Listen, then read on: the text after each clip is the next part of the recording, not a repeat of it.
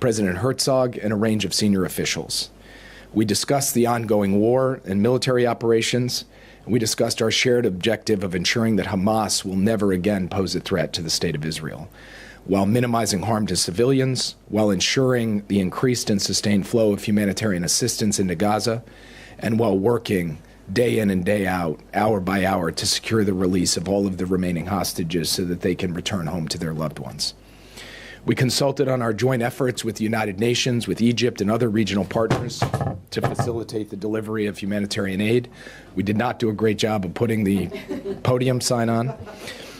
And I described U.S. efforts in coordination with allies and partners to deter attempts to expand the conflict regionally, including in the Red Sea, and expressed President Biden's commitment to restoring calm along the Blue Line through a combination of deterrence and diplomacy. Later today, in fact, after I leave here, I will visit Ramallah to meet with President Abbas and discuss ongoing efforts to promote stability in the West Bank, including through efforts to confront terrorism, to support the Palestinian Authority security forces through the U.S. Security Coordinator for Israel and the Palestinian Authority, through ongoing efforts to revamp and revitalize the Palestinian Authority, and through initiatives to hold extremist settlers accountable for violence against Palestinians. I have and will continue to state President Biden and the United States' commitment to preserving space for peace, for a two-state solution where Israel's security is guaranteed. The Israeli people need and deserve to live in peace and security with their neighbors in a region that is integrated, dynamic, and stable. That is what we are working toward. That is what I discussed with my counterparts and interlocutors here in Israel, and that is President Biden's fundamental vision for the future of this region. And with that, I'd be happy to take your questions, and we'll start with Alex from CNN. Thanks very much, Jake.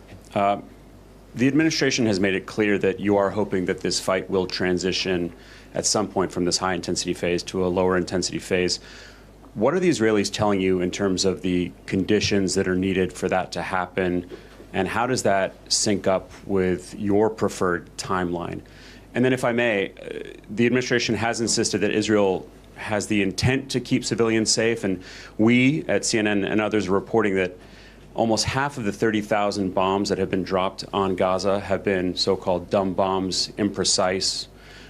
If there was a real intent to protect civilians, wouldn't they be using much more precise, smaller munitions? So first, I really appreciate the question on the phases of the conflict, because I think there's been some misunderstanding in the reporting, not from you, but from others. When Israel launched this campaign to root out the terrorist threat that Hamas poses to the State of Israel, it made clear from the beginning that this war would proceed in phases. We are now in the middle of a high-intensity phase with ongoing ground operations, military operations, in both the northern half and the southern half of Gaza. But there will be a transition to another phase of this war, one that is focused in more precise ways on targeting the leadership and on intelligence-driven operations that continues to deal with the ongoing threat that Hamas poses. The conditions and the timing for that was obviously a subject of conversation that I had with Prime Minister Netanyahu, with the War Cabinet, with the leadership of the IDF, with the defense minister. And I think it's really important that those conversations take place first in a spirit of partnership. We're not here to tell anybody, you must do X, you must do Y. We're here to say, this is our perspective as your partner, as your friend. This is what we believe is the best way to achieve both your tactical and strategic goals.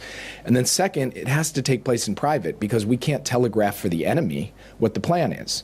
So I'm not going to speak to timelines, and I'm not going to speak to conditions here from the podium. What I am going to say is that we had a very constructive conversation yesterday about the transition from the high-intensity phase forward, and we expect that that will occur in the future.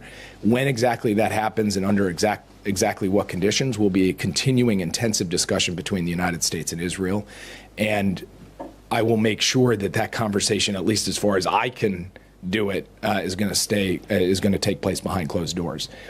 When it comes to the issue of the bombs, the type of bombs that Israel is using, what I would say is that different types of munitions require different types of military operations, meaning the method by which bombs are delivered that don't have the tail kits on them is different in terms of how the planes fly, in terms of how the targets are selected.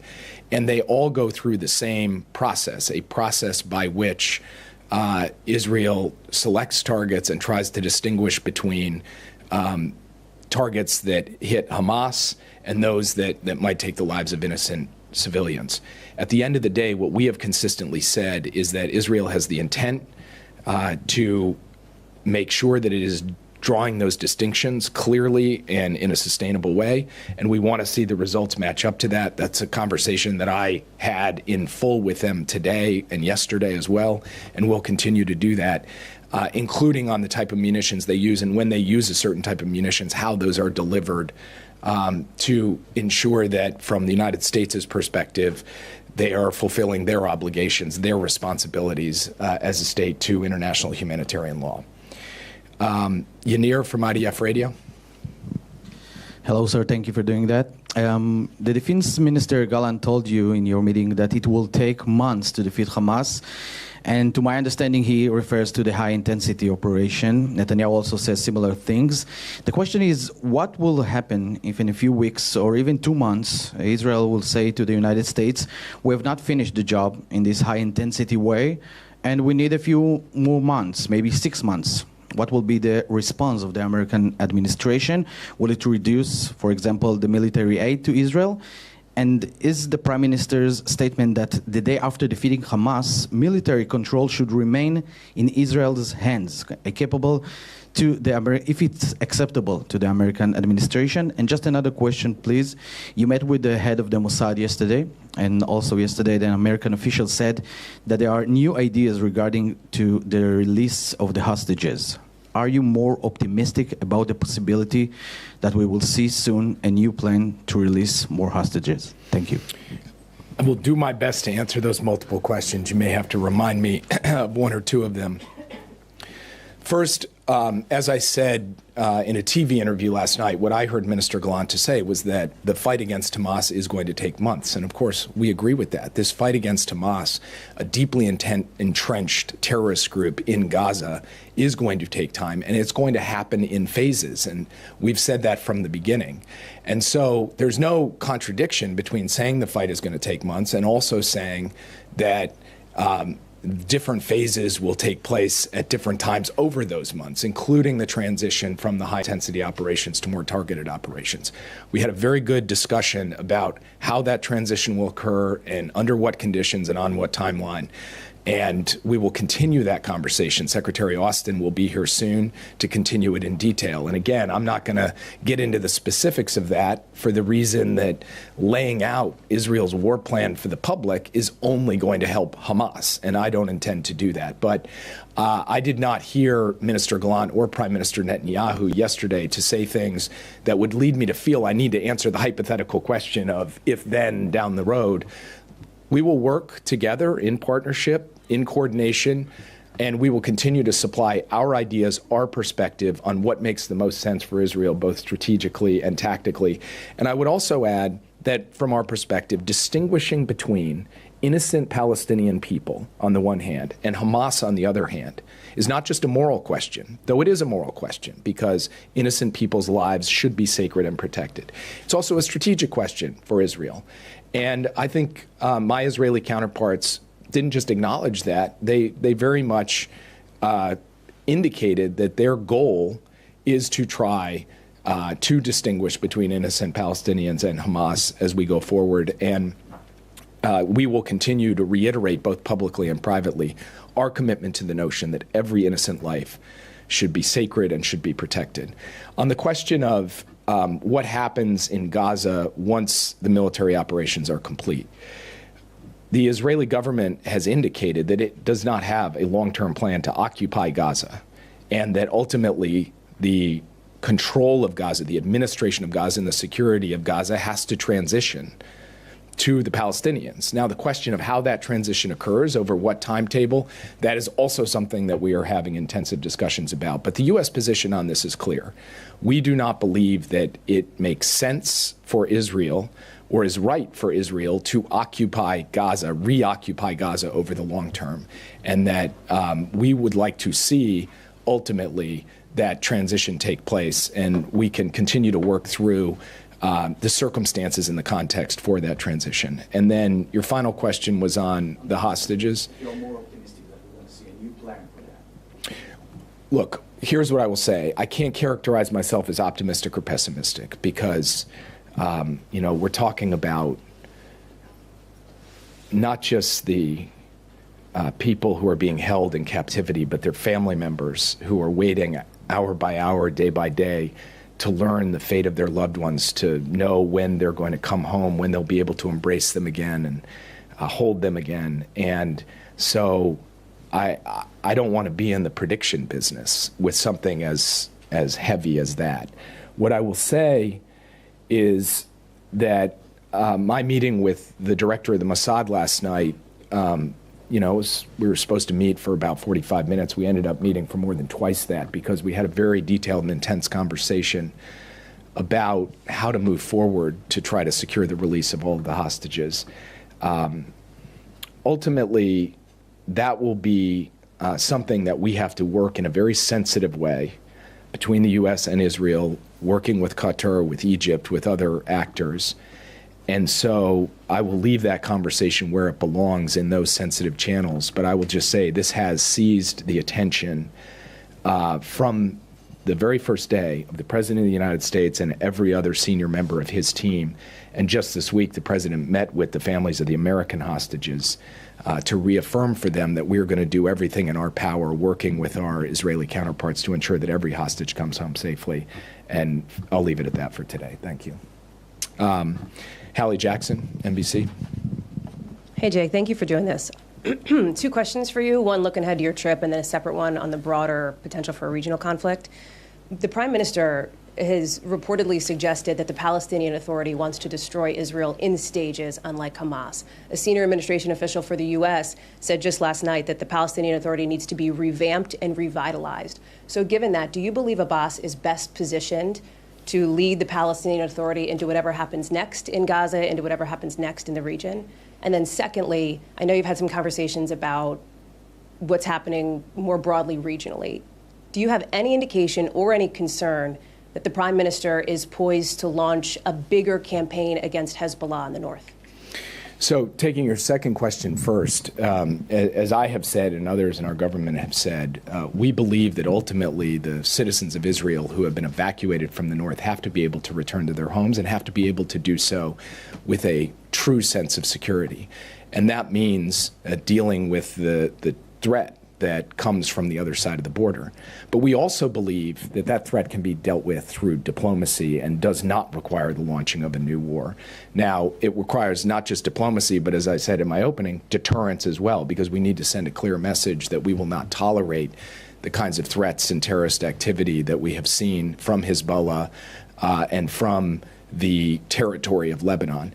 But in our view, and I reaffirmed this yesterday, the best way to do this is to come up with a negotiated outcome, in which those Israeli citizens in those communities up on the northern border can know that they are not going to be subject to an attack that would take their lives or destroy their communities. We'll continue to work at that, and I believe that we can accomplish that, and that is going to be a significant priority for the United States. When it comes to the Palestinian Authority, I am not going to characterize personalities. What I'm going to say is, at a basic level, we do believe that the Palestinian Authority needs to be revamped and revitalized, needs to be updated in terms of its method of governance, its representation of the Palestinian people, and that will require a lot of work by everybody who is engaged in the Palestinian Authority, starting with the president, Mahmoud Abbas, who I will go see. And ultimately, it's going to be up to the Palestinian people to work through their representation, and it will be up to those leaders of the Palestinian Authority to work through the types of steps that they need to take to reform and update the authority for the situation we face today. The United States will be a partner in that with them, respectfully, and we will be there to try to support their efforts to ultimately deliver a vision in which Israelis and Palestinians live side by side in peace and security. Ahmad from Al Arabi. Hello. What if the intense phase of war continued for months, not for weeks, as you hope? What the United States will do to save the lives of Palestinian children and women? So I fielded a very similar question from IDF Radio, the what if question down the road. And I said before that I'm not going to entertain those hypotheticals because my job here is not to go out into the future and say, if X, then Y. It's rather to say, here's how the United States sees the situation. Here's the way in which we believe Israel can best ensure that Hamas never represents a threat to Israel again, one, and two, protect the civilians of Gaza and enable them to have a future, a vision of a future where they can live in peace and security as well. That's what we're doing. I'm doing that today. President Biden does that every time he speaks with Prime Minister Netanyahu. And we're not kind of engaging in a hypothetical conversation about what could come. We are laying out what we believe is the best course forward. We're doing that behind closed doors because we think that's the best way to achieve convergence around an approach that satisfies those objectives I just laid out. And, obviously we will see how things unfold and make decisions accordingly. And the president will look at the situation at every point along the way and judge how the United States should react and respond to that. And I'll leave it at that for now rather than try to answer a hypothetical question for the future. Britton from ABC. Hi, Mr. Sullivan, you mentioned Israel's right to self-defense. Does the right to self-defense justify the level of human suffering we're seeing in Gaza right now? Look, I think we have to take a step back and put in context what has happened since October 7th. On October 7th, you had a terrorist group, Hamas, come across the border from Gaza into Israel and massacre 1,200 people in a brutal and savage way. They then turned around and went back into Gaza and hid behind a civilian population, using civilians as human shields, using protected sites like hospitals and schools for military purposes, embedding themselves among the innocent Palestinian people, and continuing to fire rockets at Israeli cities, and continuing to go out on the airwaves and say, we're going to commit October 7th again and again and again, and go out and state, we're in a permanent state of war with Israel, and go out and state, we would like to see Israel's right to exist eliminated. So that is the reality that the IDF is contending with when it goes in.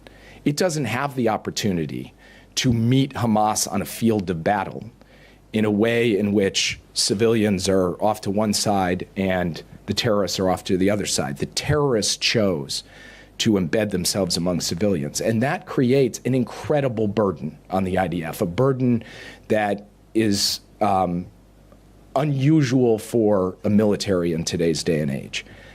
Now, that burden does not lessen the IDF's responsibility to act in a way that distinguishes between terrorist targets and innocent people, and to take every precaution to protect civilians and minimize the loss of life.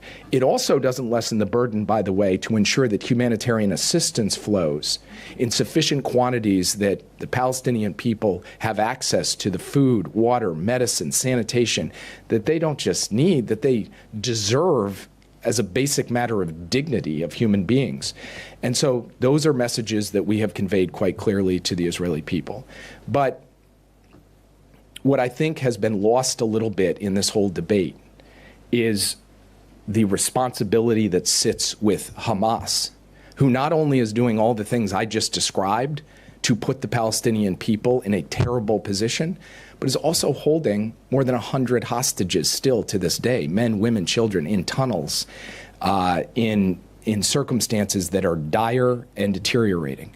So our position from the very first day of this conflict has been that Israel has the right to go after Hamas in these difficult circumstances, and also has the responsibility to do so in a way that comports with our values, with international humanitarian law, and with the strategic necessity to see the fundamental difference between innocent Palestinian people and these evil terrorists of Hamas. And that is a position that we have stated publicly. It is a message we drive in very granular terms privately in the conduct of these operations, and we will continue to do so as we go forward. I'll take one last question from Roy. No, from Why not? Oh, Channel. Okay, no problem. Hi, thank you very much. Two questions. Once, I would like to follow up about the hostage. Israel, the IDF has recovered 3 bodies only today of people who went hostage in Gaza. Do you think Israeli officials understand the necessity of or the urgency to bring everyone home as soon as possible? And you have mentioned, beside Qatar and Egypt, other players, other mediators. Germany is one of them, because it has been reported earlier today that German intelligence would like to be involved. And I would like to ask you also about the Houthis. There was another incident in the morning, one yesterday. Why we are not seeing any aggressive response by the US against the Houthis, against Iran, when you know it's on a daily basis and you have the firepower in the region? So first on the Houthis, as I said last night on, I think, your network, the Houthis represent a material threat to freedom of navigation, to commercial shipping, to lawful commerce, and they're doing so in a vital artery there at the Bab el-Mandeb and into the Red Sea. And the United States is working with the international community, with partners from the region and from all over the world to deal with this threat. We are building a coalition. We are working to ensure that and rally the nations of the world, all of whom have an interest in seeing this stop. This is not about the United States and Israel. This is about the entire international community. And we will continue to take every step that we deem necessary and appropriate to deal with the threat that the Houthis pose. And to your question, also deal with the fact that while the Houthis are pulling the trigger, so to speak, they're being handed the gun by Iran. And Iran has a responsibility to take steps themselves to cease these attacks, because these attacks, as I said before, are a fundamental threat to international law and to international peace and security. And we will continue to consult about the best way forward, the best means of response. Secretary Austin will be in the region in just a couple of days, not just here in Israel, but in Manama as well, to continue to work on what the most appropriate response is. That response, in our view, shouldn't just be the United States. It should be a broader coalition of countries working together in concert, and that is what we intend. With respect to the hostages, I can't speak specifically to German intelligence and their role. What I will say is, from our perspective, the more ideas, energy, and efforts that can be pursued, including with good partners like Germany, bring it on. I mean, it would be good to be able to work with them in all of this. But the main effort to date, in terms of the first round of hostage releases and the continuing discussions, involve Israel, the United States, Qatar, Egypt, and we will look to other partners for their ideas and their thoughts on this as we go forward. And I think you asked another question, but I may have forgotten it. Or maybe that's it. Oh, is Israel? Yeah. Yes. I believe it is a priority of the government to bring everyone home. I heard that in stereo yesterday in my conversations. It is a paramount priority of the United States for our citizens, but also for all of the rest of the hostages.